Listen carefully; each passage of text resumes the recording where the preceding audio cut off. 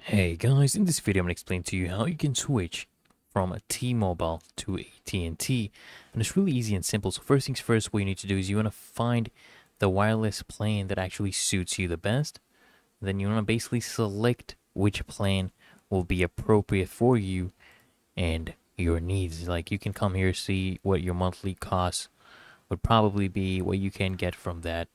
And then once you are happy with that, you want to go ahead and see if you can actually keep your device.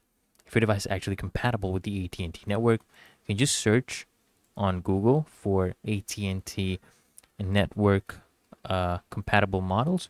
Then you'll see everything here. You can come here and check your models as well. You can come and go to settings if you're Android. Go to settings, click on about phone. Okay, and then you'll see your about phone and a model number. You can come and see that there's a lot of models right here that are available. You'll have to come and use this PDF and see if yours is applicable and whether you can actually keep your device. And then what you need to do is you want to switch phone carriers and keep your number. So you will need some information. So once you have checked if your phone number is eligible to be transferred and is not locked, you just contact AT&T to begin the migration, okay, before you actually cancel the service with your current carrier. So don't cancel anything until you have completely transferred. Then just bring your device to AT&T and make sure it's actually unlocked, paid for, right? And then you can actually switch over.